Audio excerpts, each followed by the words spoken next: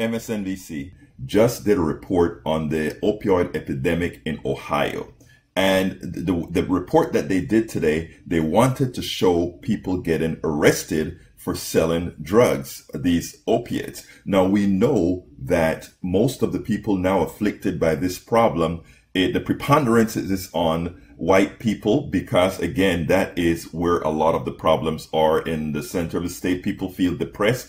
People are under strain. And so this is something that communities of color have known all the time, because they have been under stress since the inception of the country. Now, this is now afflicting the Midwest and places where people had good jobs. Now they are in distress, and to cover their distress, we have the opiate epidemic and that sort of thing. What does the report do? It goes ahead and it shows several arrests, and each of these arrests of sellers happened to be black.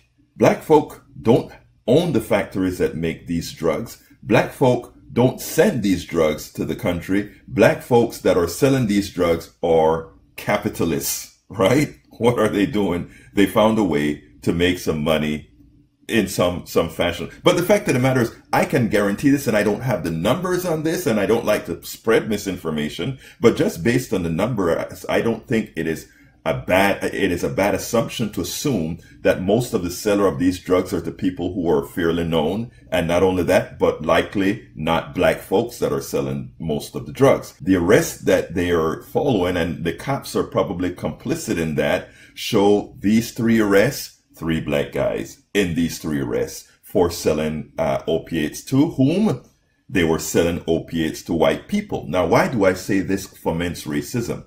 Because it codifies into people's psyche. Not necessarily, they don't see it immediately, but it codifies into people's psyche that somehow those people who are inflicting this damage to our community are those others. And what do you do to the person who causes damage into your community? You have a particular disdain, a particular hate for them. It doesn't tell the picture. That's what the news media do all the time. They go ahead, and the narrative that they place around the story, whether directly or subliminally, usually have racial undertones. And some of it may be by ignorance, but in my humble opinion, some of it is by design. In respect to the report, I'm pretty sure that it is easier to get ahead and go into the neighborhood, go into the hood and break down a door to arrest somebody than to go to a community like mine. I live in a predominantly white, upper middle class community where I know there are a lot of drugs being sold as well, but it's not as easy for a police car to come into my subdivision and break down a door of a nice $500,000 home and say, oh, this is what's going on in this particular home. Why is it that many of the people who die from overdoses, from prescription drugs, prescription opiates, from doctors, from their pharmacists, how comes it is that the police officers or the CNNs of the world are not going to these doctors and challenging them for prescribing, we know, much more medications than they need to?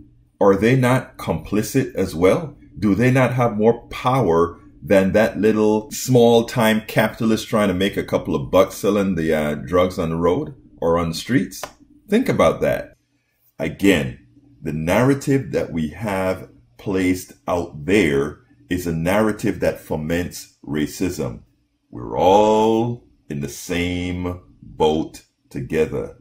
Don't let the plutocracy continue to keep a country divided in order to keep the few in power. This is what it's all about. Today, my blog that I put out, it's a blog that I wrote a while back, talks about the Powell Manifesto and how that was designed to keep us divided so that the few can govern. So please take a look at that. That is what it is all about. Race is a social construct designed to keep you fighting against yourselves, fighting among each other, so that we don't see the problems, the real problems that afflict the nation.